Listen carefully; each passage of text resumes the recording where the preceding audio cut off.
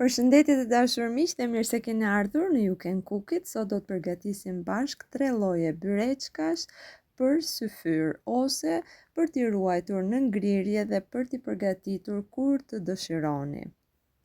Pra, do t'i stokojmë në ngrirje dhe do t'i pjekim kur të duam. Mund t'i përgatisni si për syfyr sepse janë një kollajlik gjatë muajit të Ramazanit. Ose nëse keni fëmijë të vegjël dhe ju vini bukë me vete, këto janë perfekte si alternativë për t'i përgatitur në mëngjes kur qoheni. I fusni në furrë, ato piqen ndërkohë që ju përgatisni mëngjesin. Dhe hop e kemi gati bukën me vete për fëmijët tanë. Dalin shumë të shijshme, do t'ua tregoj me 3 lloj mbushjesh, me spinaq, me patate dhe si pica. Këto që janë rrumbullake të tilla si pica, janë brenda me suxhuk të dashur miq. Le të fillojmë nga puna. Byreqet të mbushura me patate mos t'ju duken çudi, por dalin fantastike. Ju sugjeroj shumë që t'i provoni dhe do të më jepni të drejtë. Unë si fillim kam vendosur patate të ziejnë në një tenxhere me presion, do t'i presionojmë vetëm 5 minuta. Ndërkohë në anën tjetër, ato duke u presionuar, unë kam ngrirë spinaqin të cilin e kam larë. Spinaqi është shumë i thjeshtë të dashur miq, do të përdorim 100 ml vaj. Unë kam përdorur 2 lloje vajesh, vaj lule dielli dhe vaj ulliri. Masës i kam shtuar shumë pak krip, se siç e dini, spinaqi nuk do krip shumë. Gjithashtu i kam shtuar dhe pak piper të kuq të bluar trash. Këtë masë do ta vrasim me dorë të dashur miq, nuk do ta gatuajmë hiç dhe do të përdorim gjithashtu dhe djath. Keni parasysh që nuk duhet që të ndihet më tepër djathi se sa spinaqi, për këtë arsye pak djath është i mjaftueshëm. Në këtë pikë masa është aq e shijshme sa di se si t'ua shpjegoj, sepse është si sallat. Mund ta merrni me pirun dhe ta provoni, masa nuk ka vezë, për këtë arsye mund ta provoni në gojë kripën që ka. Djath përdorni një djath që fëmijët ua pëlqejnë të dashur miq, që shija e spinaqit mos të prishet. Tani do të përgatisim një masë të lëngshme me të cilën do të qullim petët. Për këtë masë do të na duhet një kokër vezë, një gotë qumësh, 125 ml vaj, pak krip dhe ujë i gazuar, ujë mineral. Nëse nuk keni ujë të gazuar mineral, mund t'i shtoni ujë normal dhe t'i shtoni një paketë nga ato fryrësat për kekun. Të gjithë këta përbërës i përziejmë bashkë dhe i kemi gati për të qullur petët. Edhe ujë të gazuar, siç e shikoni, kam përdorur 125 ml. I kam trazuar të tëra bashkë dhe këtë masë e kemi gati tashmë për të lagur petët. Do të përdorim petë të gatshme dhe kjo masë, petët e gatshme, sado të këqija të jenë, pra sado të trasha apo jo shumë cilësore, sepse gjithmonë në komente më keni thënë që Lona ne nuk i kemi petët të mira sa ju andej në Turqi. Nuk ka problem hiç, kjo lloj mase, çfarëdo lloj pete, e zbut, e shkriftos dhe do të dalin byreçkat super të shijshme.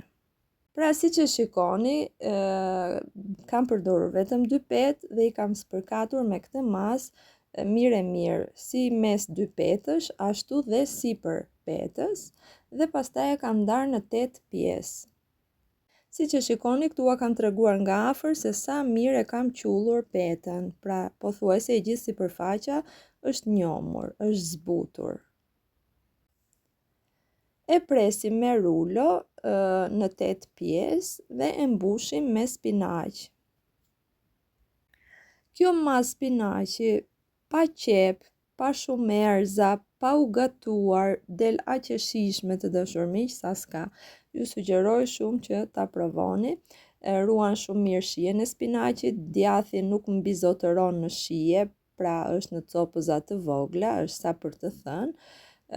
Del shumë i shijshëm, ju sugjeroj shumë që ta provoni. I rretullojmë byreçkat siç tregohet në video dhe i fusim direkt në frigorifer tek ngrirja.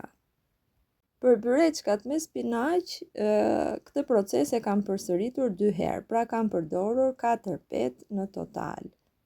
Pra 8 byreçka nga 2 petët e para dhe 8 byreçka nga peta e dytë, 16 byreçka në total.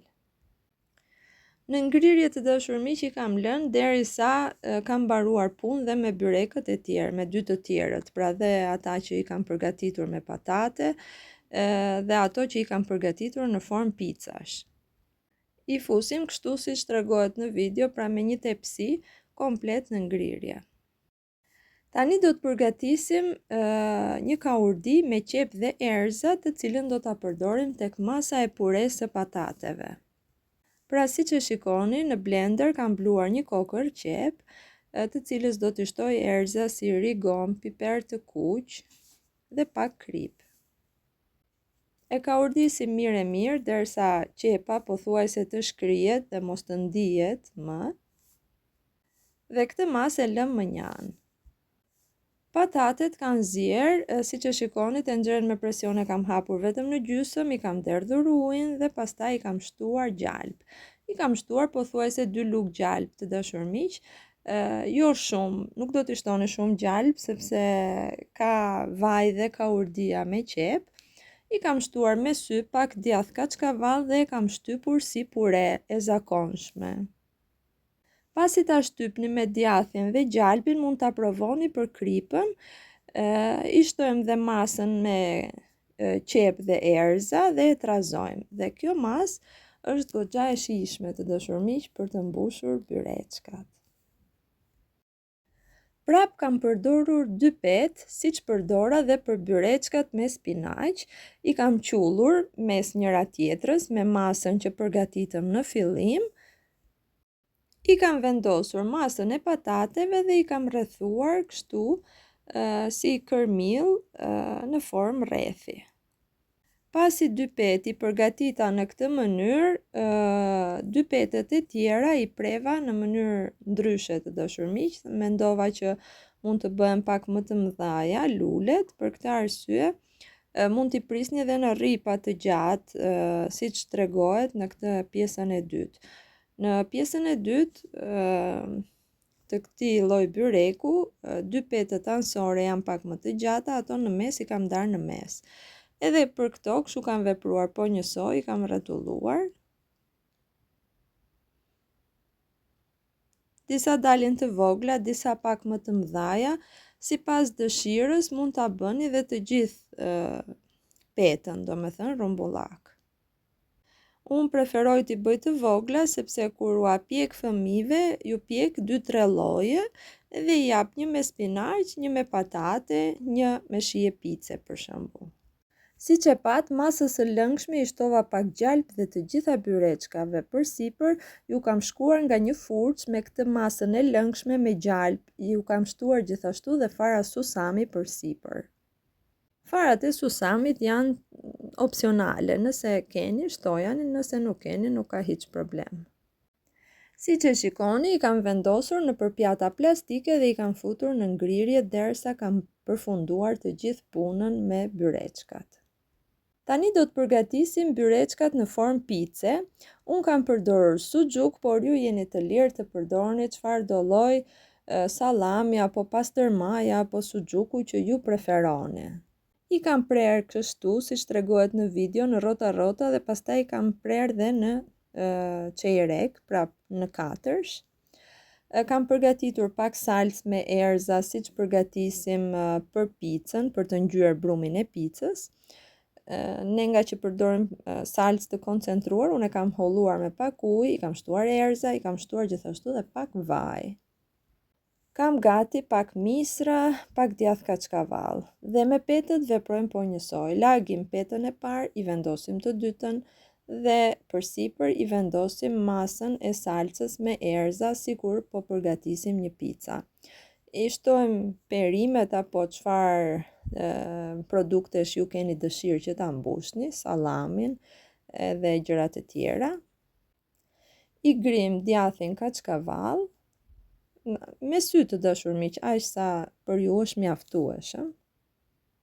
Dhe këtë petë fillojmë ta rretullojmë, e bëjmë një rulo të tërën dhe në këtë pikë është mirë që ta lyeni me atë masën e lëngshme me qumësh dhe me gjalp përpara se t'i kthejmë kështu përmbys, që mos ta kemi të vështirë për t'i ngjyrë pjesën anësore, pra pjesa e petës mos të mbetet e thatë. Pra kur e keni në formë ruloje, e ngjyeni me këtë masën e lëngshme me gjalp.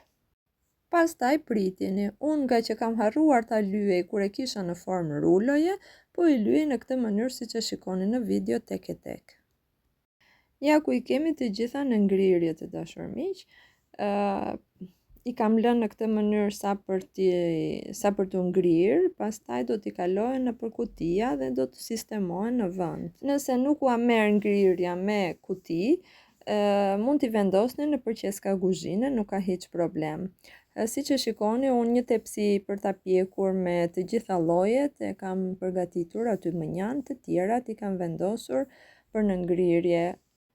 Mund t'i piqni që në darkë dhe i keni gati për syfyr, mund të përgatisni vezë të ziera, perime të ndryshme, gjithashtu dhe këto byreçka, dhe keni një syfyr të plot. Ose për ju që nuk agjeroni, mund t'i përgatisni për fëmijët që shkojnë në shkollë për t'u vënë si bukë me vete.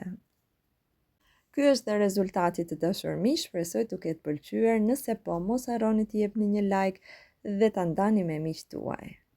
Era e mirë e kuzhinës dhe harmonia me njëri tjetrin mos qoftë kur mangët në shtëpitë tuaja. Gjithë të mirat dhe mirëdëgjofshim.